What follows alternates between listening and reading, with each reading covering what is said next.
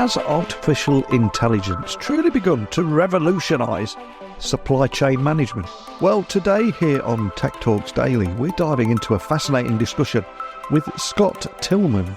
He's the SVP of Innovation at a company called Logility. And I want to uncover how their digital supply chain platform is helping to transform businesses, and how Logility is harnessing AI to not only enhance pattern recognition and forecast accuracy, but also streamline operations and decision-making processes. And I also want to explore how this innovative approach has already led to a 20% reduction in inventory for clients, ultimately freeing up valuable working capital. And as we navigate the complexities and the opportunities presented by AI in supply chain management, I invite you to join me and learn more about how technology is making a tangible difference in the efficiency and scalability of businesses. So buckle up and hold on tight as I beam your ears all the way to Nashville in the US, where Scott is waiting to join us today. So a massive warm welcome to the show, Scott. For everyone listening, can you just tell everyone listening a little about who you are and what you do? So my name's Scott Tillman. I work as part of the R&D team at Logility. Over my 12 years at Logility, I have served in various roles from SVP at a subsidiary, Demand Solutions, to my current role as SVP of Innovation and Process Improvement. My current role as part of the R&D leadership team is setting direction for the strategic initiatives we plan on delivering, keeping both a tactical and strategic horizon in mind. Well, it's a pleasure to have you on the podcast. And before you came on, I was doing a little research on you. And one of the things that quickly stood out is you've got this diverse background in supply chain operations and ERP implementations and so much more. But I always like to find out a little bit about the origin story of my guest. So can you share how that journey led you to your current role of SVP of Innovation at Logility? Yeah, I think I have a fairly unique type of role in that I started out back in the Y2K implementation boom, if you will, of ERP systems, implementing Oracle in supply chain. And then I transitioned over to a software company, Cerner, who ironically was acquired by Oracle later in their life or just recently within the last couple of years. But I started working at their beta client, which was a hospital local in Kansas City. And from there, it was really interesting in that I started to figure out that being a third-party implementer was much different than working for the software company itself. Their expectations were different as far as, I was focused on supply chain, but they had a whole suite of products for surgery and pharmacy that interacted with supply chain solutions that I had no experience with. And so there was an expectation that as you working for the software company would know the whole platform of the software. And so from there, I really got interested in how the sausage was made, if you will, and started to explore opportunities within the software realm. And from there, I just took an interest in product management, how software was delivered, how software was designed, and really have served in those various roles across multiple supply chain software companies for the rest of my career. Well, I would say that over the last few years, I think much of the world took the supply chain for granted. But with what happened with the pandemic and global uncertainty, there's nearly a whole episode of discussions around that. But I think now people realise how fragile it can be. But on a more positive note, Logility has been recognised for its digital supply chain platform. So can you tell me a little bit more about this platform, what sets it apart in the industry, and also how it aligns with the current supply chain demands and evolving expectations? Yeah, it's interesting. I used to say I worked in supply chain and people didn't necessarily know what that meant, but I do think the pandemic has definitely brought it to the forefront of people's mind and experience. And there's a better understanding of what I do now than what there has been in the past. And then, as far as the digital supply chain platform that Logility provides, it really focuses on a unique combination of depth and breadth of its solutions across supply chain planning. It can meet companies where they are in their transformation. It can grow with them as they mature. It's designed to automate routine tasks and then surface critical information that allows them to be proactive in their decision making. So It leverages best practices. It has deep market expertise, and it brings those things together in a platform that allows for the interaction in the interoperability of different supply chain solutions, whether it be demand, supply, inventory, manufacturing optimization, that allows our clients to really gain quick wins from where they're focusing, but then expand into the platform and leverage that and mature along with them. So they're not looking for a different technology solution 10 years from now. They have the solution that's going to grow with them and really be part of their supply chain transformation journey. And it has been quite a ride over the last few years, from, as we said, the pandemic to people working from home at scale, people recognizing the value in the supply chain and understanding a little more about how it works. And more recently, of course, we've got the introduction of generative AI into your services. So how is Logility enhancing decision-making processes for supply chain managers using this technology? Because I think there's a lot of hype about it at the minute, but I love to focus on the real-world problems that it helps to solve, and you seem to be doing just that. Yeah, so I think from a Gen AI perspective, our major focus has been on the use cases and answering those specific use cases that are going to provide value to our clients. And so part of looking at that landscape is looking at what specific use cases will help particular clients drive that value. And we're focused on really driving insights. And so in democratizing planning in a way that allows multiple people to quickly gain visibility to either patterns within the data, particular things that they're trying to put together for reporting, for analytics, and be able to get that information quickly at their fingertips in a way that hasn't been available to them in the past. It was more of a reporting function, and the ability to utilize Gen AI to gain those insights and then be able to quickly put together data based on, your chief supply chain officer asking you what's the latest demand patterns for a particular product set or a product family, and being able to gain those insights without having to do a ton of work or additional work to get to that information is really where I see some of the power of what the first phase of our Gen AI solution is going to provide. And then as it matures and grows, it will start to even provide even deeper insights into that data that would be more difficult for supply chain planners to get their head around. And just to bring that to life a little, I appreciate you probably can't share any names, but are you able to provide maybe a specific example of how AI-driven solutions at Logility have helped transform a client's supply chain operations? Is there anything you can think of there that would just bring this to life? Yeah, so there's a couple of things I think I can't name any client names, but like you said, there are a couple areas where clients have focused on and been able to provide some level of value. And I think one of the areas that has really helped in that is there's a couple areas. One is algorithm selection, the ability to take multiple algorithms and be able to apply them in order to improve your forecast accuracy. And that really lends into, when you improve your forecast accuracy, your ability to drive that value through the supply chain from a inventory perspective. And they have been able to reduce their inventory by almost 20%, which has had an upwards capital value of almost $5,000 or $5 million, freeing up free cash flow. So there's the ability to utilize certain aspects of our solution that can provide real tangible value to the bottom line from freeing up cash flow. And the integration of AI in supply chain management is often seen as in transformative for obvious reasons. But from your perspective here, what would you say are the most significant impacts of AI on the traditional supply chain practices? Because I think it's an area that a lot of people don't automatically associate with technology. Yeah, I think there's a couple areas. One is latency. It really reduces the time to find insights. The key is that AI is not going to create a ton of what I would consider new insights, but it's going to uncover insights that have been there all the time that you haven't necessarily been able to find based on pattern recognition and what the AI is looking for to help provide and maybe find those subtle patterns that supply chain planners haven't been able to find in the past. And so what might be something that's not easily detected to the naked eye, you're going to be able to find those insights, and it's going to reduce the latency and the ability to action those insights in a very more tangible, quicker way than what has been done in the past.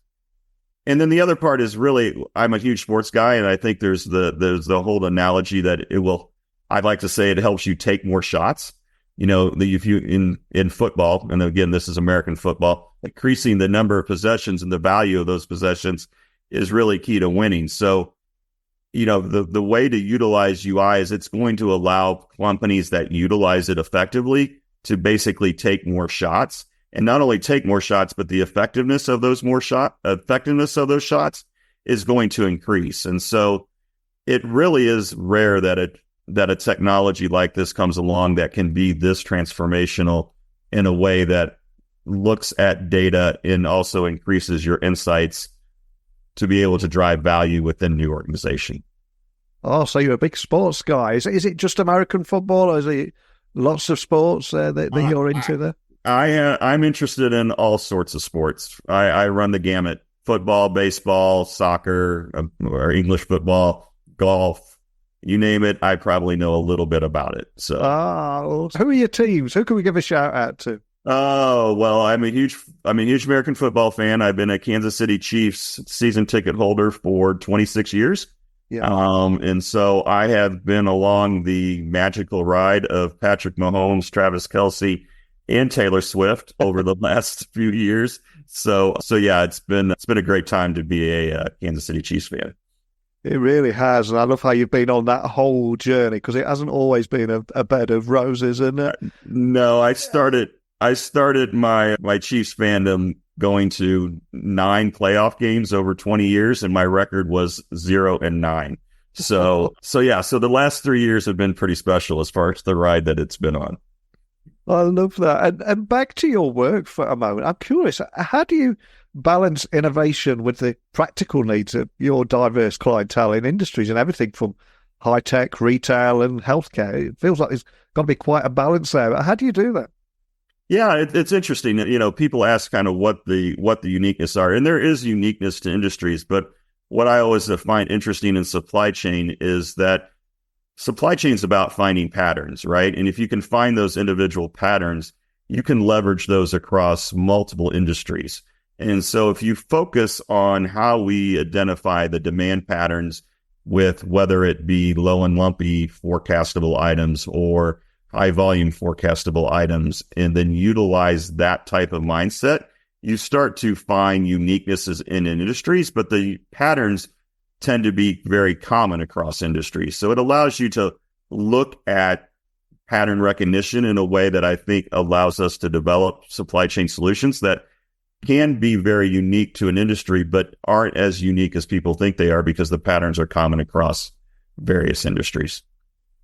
And the pace of technological change is moving at such a speed at the moment. If we were to look ahead for a few minutes, what emerging trends or technologies do you believe will further shape the future of supply chain management? Is there anything that you're monitoring closely or anything that excites you there?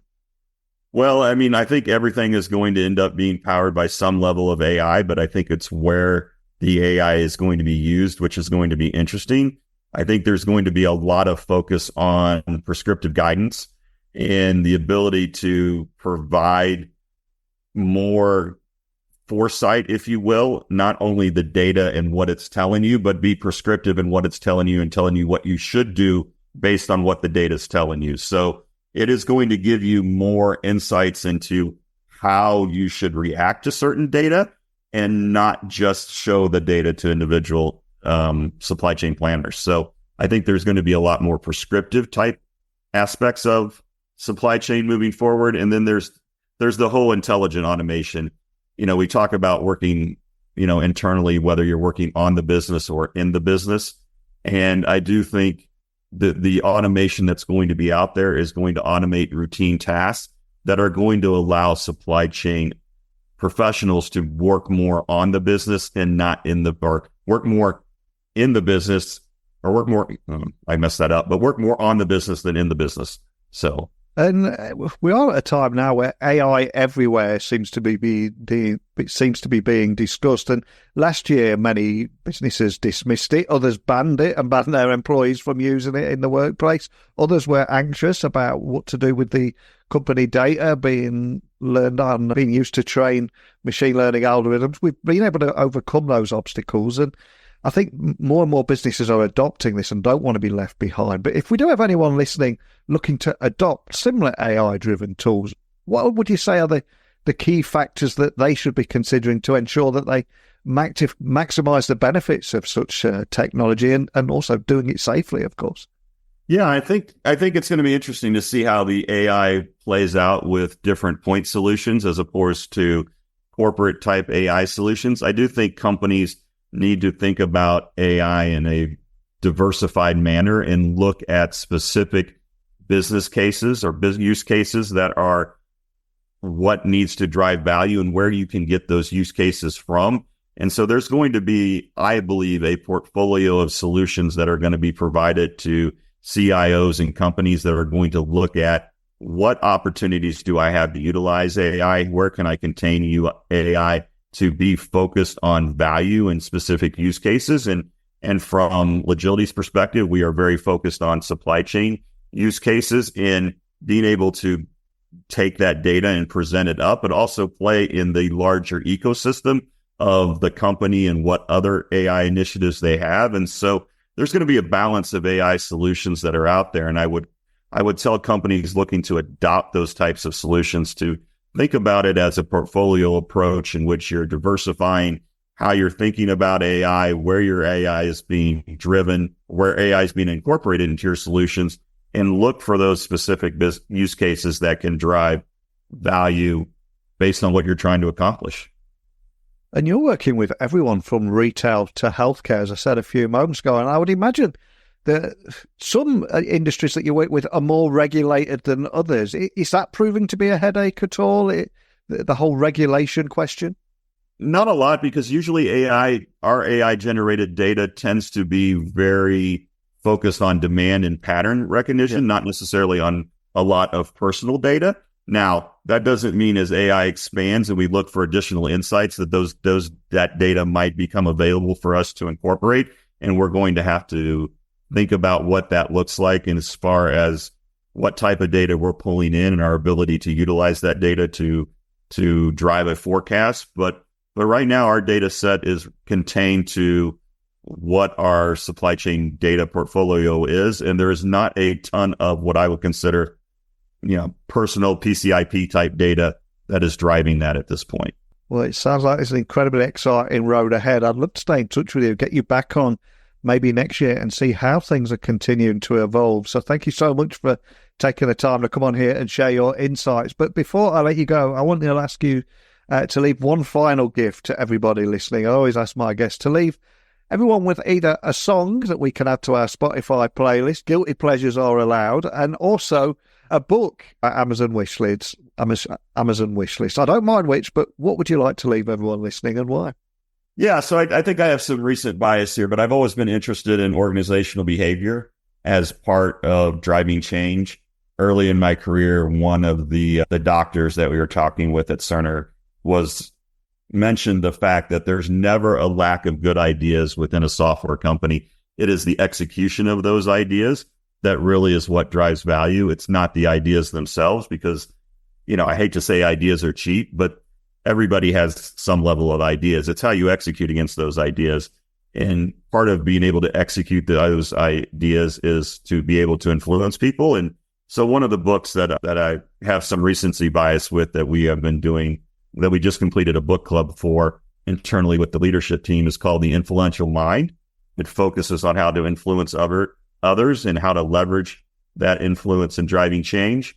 And it's just one of those things where I think as we get more into technology and how technology is being adopted, the ability to influence others and drive that change and adoption is going to become even more a critical skill set, especially with the adoption of AI as we automate different types of, tasks that have been required a lot of legwork in the past, and we start asking people to work on the business rather than in the business. The ability to manage and influence people is going to be critical. And I really think that is a book that has inspired me to think about how we drive change, not only within Logility, but within our clients ourselves. So. Love that. Well, I will get that added straight to our Amazon wish list. I've got to say, as a Kansas City Chiefs fan living in Nashville, where there's the Taylor Swift Education Center, I am a little bit disappointed you didn't choose a Taylor Swift song for the playlist, but we'll let it fly this time. But anyone listening just wants to find out more information about Logility, the work you're doing, contact you or your team. Where would you like to point everyone? Yeah, so you can definitely visit our website at logility.com. I'm available on LinkedIn. You can reach out to me. I try to post and write blogs out there on LinkedIn. And yeah, there's various sales organizations. So if you have any interest, reach out to your Logility sales rep and let us know. We are always here to help you think about what your supply chain transformation journey might look like. Well, every day I always try and get people thinking differently about technology, how it impacts worlds that they probably don't hear much about or understand fully. And for me, I've just loved hearing more about how the Logility digital supply chain platform is leveraging artificial intelligence as well as advanced analytics to automate planning, accelerate cycle times, increase precision. There's so much great work you're doing here. So I do urge people to check you out. But more than anything, just thanks for joining me today. Thanks, Neil. I appreciate it. So as we wrap up today's enlightening conversation with Scott, I think it's clear that the future of supply chain management is poised for dramatic changes. And yes, it's going to be shaped by AI and intelligent automation. The potential is to not only predict, but also prescribe actions within the supply chain. I think that's what's on the horizon and ultimately promises a even greater efficiency and decision-making prowess. And in an age of data-driven decision-making, that's got to be a good thing, right? But what do you think the future holds for AI in the supply chain management industry? And how can businesses better prepare to integrate these advancements? I'd love for you to share your thoughts with me. Please join the conversation. techblogwriter@outlook.com, Twitter, LinkedIn, Instagram at Neil C. Hughes. Send me a quick DM. If you want to join me on the podcast, we can do that. If you want to just send a quick question, I'm the easiest guy in the world to get hold of. And also tomorrow, we've got a completely different topic that we'll explore together. So hopefully you'll join me again. But more than anything, of course, thank you for listening as always. And until next time, don't be a stranger.